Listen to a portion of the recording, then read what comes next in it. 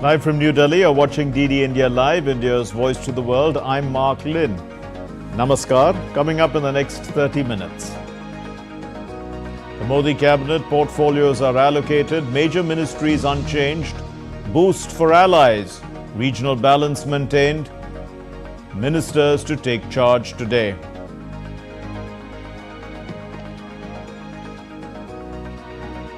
BRICS Foreign Ministers issue a joint statement. They express concern, serious concern at the continued conflicts in the Middle East and North Africa and call for comprehensive reform of the United Nations Security Council.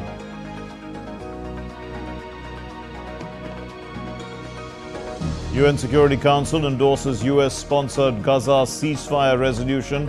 Hamas welcomes the plan, says it's ready to cooperate.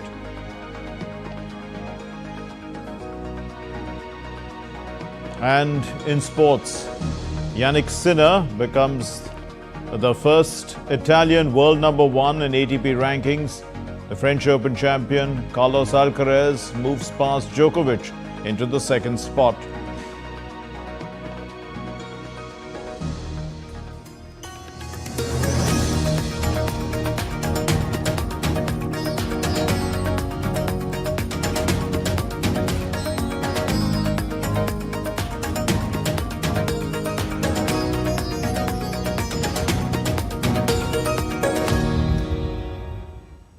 India's Prime Minister Narendra Modi took charge of the nation's highest executive office for a third time on Monday.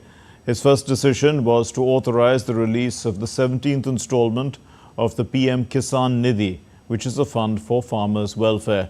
The Prime Minister's move will benefit 93 million farmers and distribute around $2.3 billion.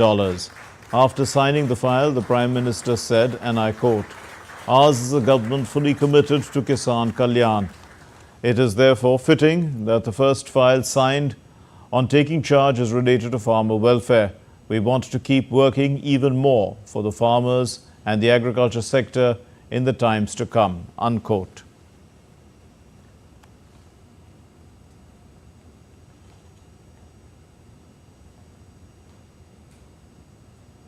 Using digital infrastructure, the Pradhan Mantri Kisan Samman Nidhi, it's a scheme and it has been providing monetary aid for farmers. Let's look at this report.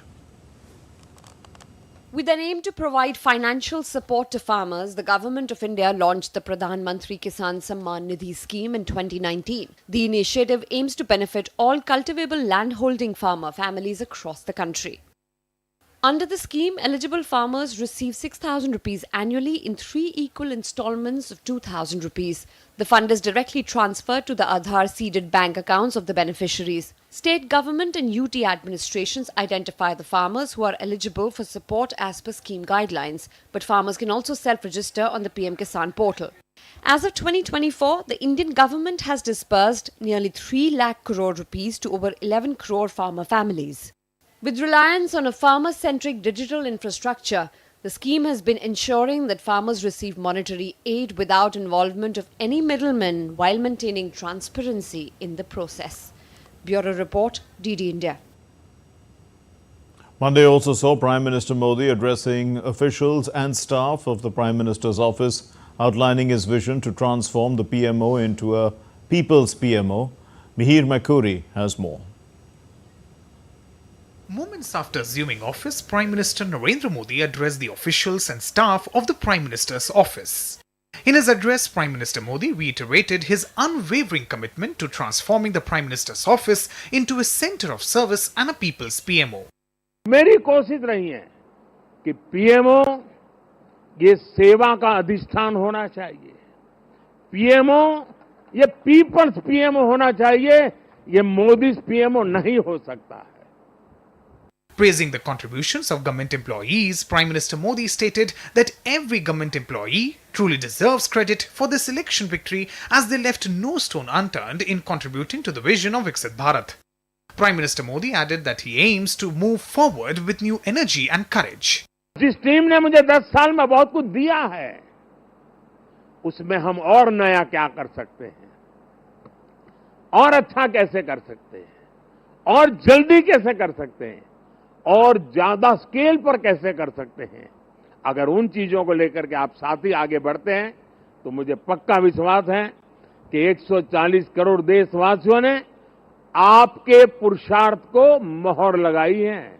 ये चुनाव मोदी के भाषणों को मोहर नहीं है, ये चुनाव आपके 10 साल के हर सरकारी कर्मचारियों के पुरुषार्थ को मोहर लगी हुई है। The Prime Minister's address came a day after Prime Minister Narendra Modi, along with 71 ministers, took the oath for a third consecutive term at the President's house on Sunday. Mihir Makri, DD, India. Cabinet ministers in the third government of India's Prime Minister Narendra Modi are scheduled to take charge on Tuesday, a day after they were allocated their portfolios. The new cabinet comprises 72 ministers. In a sign of continuity, the top 4 posts remain unchanged, with Amit Shah, Rajnath Singh, Nirmala Sitharaman and S. Jaishankar retaining the Home, Defence, Finance and External Affairs portfolios respectively. The BJP President J.P. Nadda got the Health portfolio. The Cabinet's new entrants include senior BJP leader Shivraj Singh Chauhan, who has been assigned to the Ministry of Agriculture. Ministers from the National Democratic Alliance partners include Ram Mohan Naidu, who has got the Ministry of Civil Aviation, and Chirag Paswan, who has been allocated the Ministry of Food Processing Industries.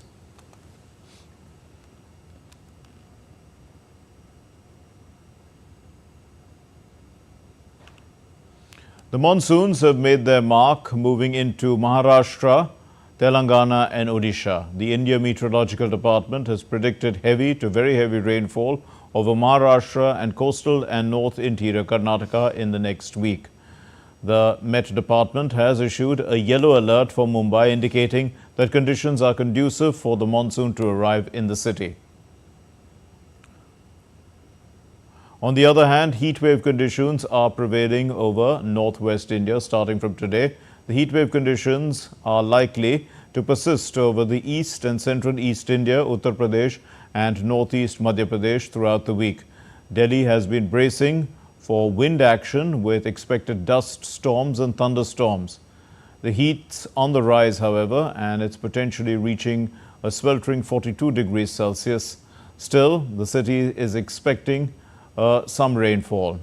With a range of humidity levels, fluctuating temperatures, it's going to be a day to look out for. India's maiden solar mission, Aditya L1, has captured images of the sun using its remote sensing payloads on board during the solar storm that occurred last month, capturing dynamic images of activities inside the Earth's nearest star. Now, these images will assist astrophysicists in studying solar flares, their energy distribution, as well as the sunspots. It will also help in understanding and predicting space weather while monitoring solar activity and UV radiation.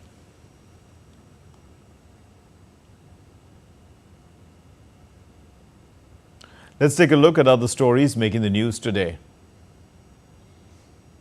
Amid the ongoing protests by students against the alleged discrepancies in the National Eligibility cum Entrance Test, the Director General of India's National Testing Agency has assured the aspirants across the country that their rankings won't get affected due to the ongoing revisit of the results. Subodh Kumar Singh said that the committee constituted to look into the matter would submit its report within a week. India's Central Board of Secondary Education issued an advisory on Monday urging students and parents to beware of misinformation about the syllabus, study material as well as sample papers for the 2024-25 academic session.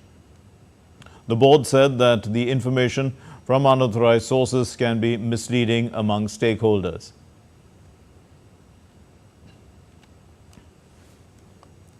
A National Investigation Agency team reached Jammu and Kashmir's Riyasi district following the terror attack on a passenger bus. The team is coordinating with local police to probe the incident, which left 9 people dead and several injured.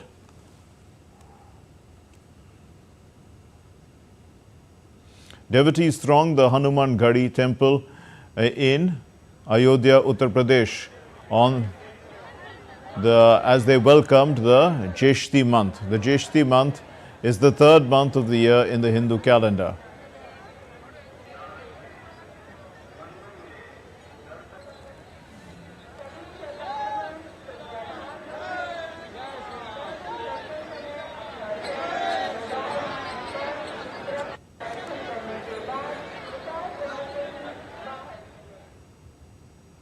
What's still to come here on DD India Live?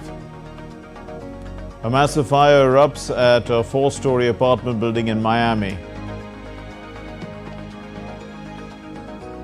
The Baltimore Port Key Channel has reopened after the bridge collapse.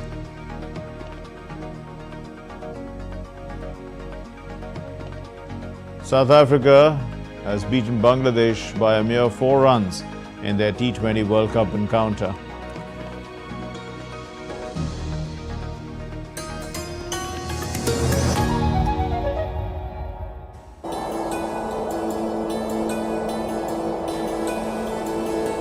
गर फिरदौस बर रुए ज़मी अस्त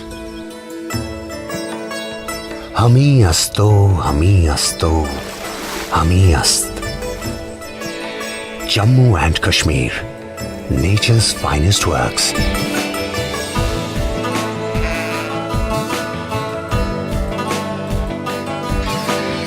A land of verdant valleys, pristine lakes, striking autumns, unforgettable majestic beauty. A place of unwavering devotion, wholehearted smiles, and warm hospitality.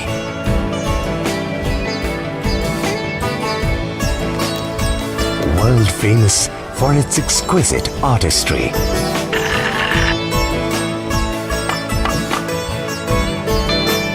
Leader in diverse agricultural products.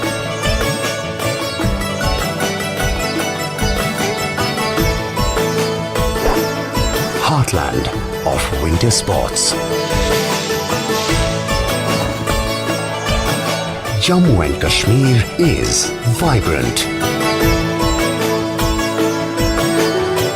diverse, ambitious, future-focused,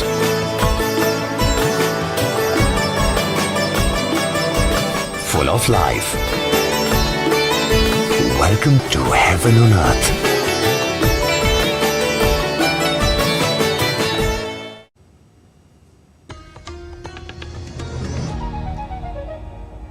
You're watching DD India Live. I'm Mark Lynn. India participated in the BRICS Foreign Ministers meeting in Russia on Monday. Senior diplomat Dhammu Ravi led the Indian delegation at the BRICS Foreign Ministers meeting. In a joint statement, leaders exchanged views on major global and regional issues. They reaffirmed their commitment to strengthening the framework of BRICS strategic partnership under the 3 pillars of cooperation, which are politics and security, economy and finance, culture and people-to-people exchanges. The ministers called on the international community to seek collective answers to global and regional challenges and security threats, including terrorism. The BRICS members recalled their national positions concerning the situation in and around Ukraine. They expressed serious concern at continued conflicts in the Middle East and North Africa region. They called for effective implementation of the relevant UNGA resolutions and UNSC resolution 2720 and for immediate, safe and unhindered delivery of humanitarian assistance at scale directly to the Palestinian civilian population throughout the Gaza Strip. They reaffirmed their support for Palestine's full membership in the United Nations and commitment to a 2-state solution based on international law. They called for an immediate and unconditional ceasefire and peaceful resolution of the conflict in Sudan. They also called for an urgent peaceful settlement in Afghanistan to strengthen regional security and stability. The United Nations Security Council has adopted a resolution endorsing a US-backed ceasefire proposal that aims to end the Israel-Gaza conflict. The proposal sets out conditions for a full and complete ceasefire, the release of hostages held by Hamas, and the exchange of Palestinian prisoners. 14 of the 15 Security Council members voted in favor of the US drafted resolution, while Russia abstained. The vote is likely to increase pressure on both sides to respond positively to the plan with a view to ending the conflict. It also came shortly after US Secretary of State Anthony Blinken met with the foreign leaders, including the Israeli Prime Minister Benjamin Netanyahu, in an attempt to build support for the peace deal. Monday's resolution comes weeks after the US President Joe Biden said the Israelis had agreed to the plan. The US President, on his X account, had noted the passage of the resolution. He said, and I quote, "Hamas says it wants a ceasefire." The Post said that this deal is an opportunity to prove that they mean it.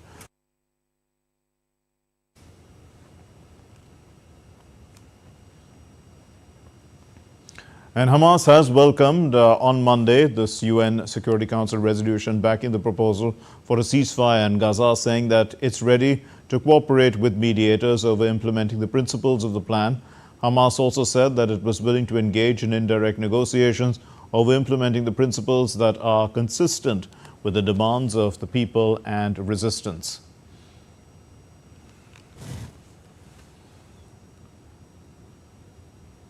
French politicians from the left and the right are scrambling to organize their campaigns for a snap general elections, which is going to take place under 3 weeks. And President Emmanuel Macron called these lightning elections after a disastrous performance by his party in the European Union parliamentary elections on June 9. DD India's Ross Cullen reports. Here's his report. The French president has taken a huge gamble in calling this snap general election, taking place in just 19 days' time now on the 30th of June. He is hoping that his party, Renaissance, can claw back some of the seats that it lost in the last general election just 2 years ago in 2022. But all eyes will be on the performance of the far-right party, the National Rally. The polls were correct in terms of their performance on Sunday the 9th of June in the European Union's parliamentary elections. The polls said they would get around 30%, and they did that, getting 31% and landing the greatest number of seats to be sent by France to the European Union Parliament in Brussels. The surveys that will be coming out in the coming days, polling the French electorate for who they are going to vote for and why, will be paying close attention to those, because they will be able to say if the National Rally has cut through at a domestic level in the way that it cut through in the European Union election campaign. Emmanuel Macron has a lot on his plate internationally. He is trying to drive the accession talks for Ukraine to join the European Union as quickly as possible. He has just announced in the last few days that fighter jets will be sent by France to Ukraine, and he is always discussing with colleagues across the region and also in the Middle East about the need for a ceasefire and the release of all the hostages in the Israel-Gaza conflict. So he has this presence on the international stage, but back here at home, he is in a weak parliamentary position. Before he even called this election, he is hoping that his situation does not become almost untenable if the National Right win the election. Ross Cullen in Paris, reporting for DD India. The German Chancellor Olaf Scholz welcomed the Chilean President Gabriel Boric in Berlin on Monday. Scholz welcomed his Chilean counterpart with military honors at Berlin's Chancellery. And during a joint news conference, Scholz said he called Chile a pioneer in renewable energies. And he said that the two countries would work together more closely in the renewable energy sector.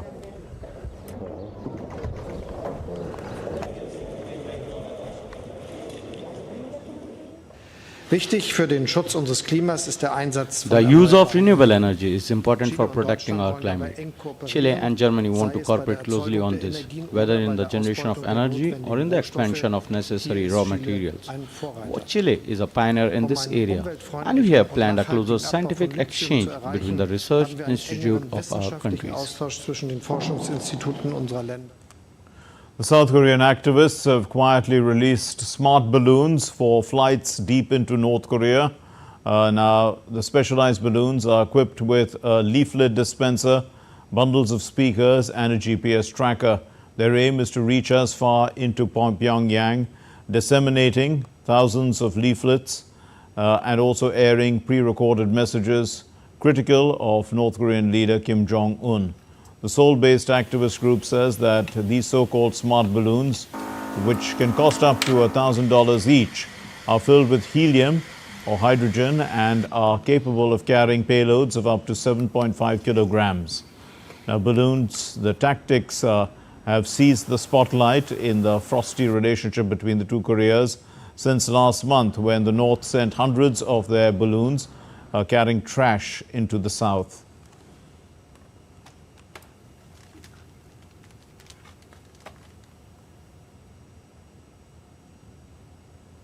The Filipino President, Ferdinand Marcos Jr., on Monday said that the country should be prepared for any eventuality because of more pronounced external threats driven by heightened tensions in the Indo-Pacific. In a speech addressing troops at a military camp in Isabela province in the northern region, Marcos said that the Philippines' proximity to Taiwan puts it in Chile's area of interest. Marcos added that the Philippines was not trying to redraw lines of sovereign territory, including its exclusive economic zone, and the country was committed to defend itself while engaging in diplomacy. His remarks were shared by the presidential palace on Tuesday. U.S. federal agencies said on Monday that they have restored full access for commercial maritime transit through the port of Baltimore after the removal of 50,000 tons of debris from the March 26 collapse of the Key Bridge. The U.S. Army Corps of Engineers said a survey on Monday certified the riverbed was safe for transit. The fully operational channel will allow two-way traffic. The cargo ship Dali crashed into the Francis Scott Key Bridge in March in Baltimore, killing 6 people and paralyzing a major transportation artery for the U.S. Northeast. A massive fire erupted on Monday at a 4-story apartment building in Miami. Authorities responding to the fire also discovered a man with a gunshot wound, but it has not been confirmed whether the shooting and the fire are related. At least 40 people were rescued. 3 firefighters and 1 other resident of the building were taken to the hospital. And in sports, Jannik Sinner has created history by becoming the first Italian #1 player in the world. This is in the PIF ATP rankings. The 22-year-old was presented with the ATP World #1 trophy by the tour chairman Andrea Gaudenzi. Novak Djokovic's withdrawal from the French Open quarterfinal because of a knee injury saw the Italian Sinner climb to the summit. Meanwhile, the French Open champion Carlos Alcaraz rose himself to the 2nd spot in the world, and Djokovic has dropped to the 3rd. Sinner began 2024 ranked 4th, but he grabbed his first major title at the Australian Open along with a Masters 1000 title in Miami. Sinner becomes the 29th player to rise to the #1 in the history of the PIF ATP rankings since it first started in 1973. South Africa held their nerves to beat Bangladesh by a mere 4 runs in yet another low-scoring thriller in the T20 World Cup on Monday. South Africa's spinner Keshav Maharaj produced a stellar performance, defending 11 runs in the final over. Bangladesh have never beaten South Africa in a T20I and would not have come closer than this.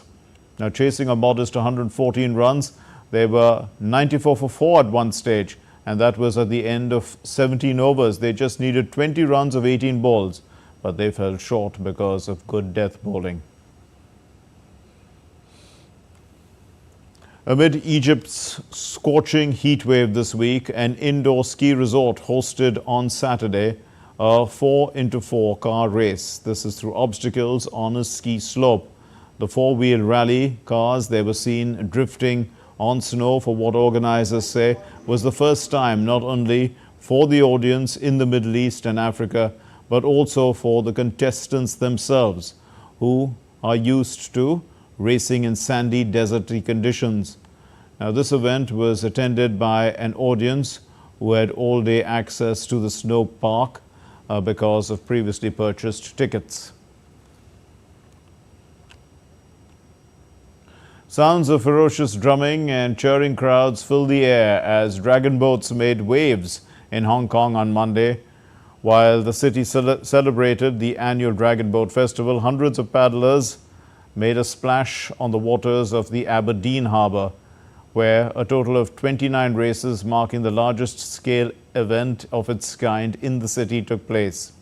While dragon boat racing originated in China's southern Linjiangnan province over 1,000 years ago, the modern version found its roots in Hong Kong, a special administrative region of China approximately 40 years ago. Well, that's all we have in this edition of DD India Live. Let's know your thoughts on the news of the day. Those of you who will want to get news on the go, you can get the latest news and updates from India and across the world on the DD India mobile app, which is available on Android and iOS platforms through the QR code on your screens.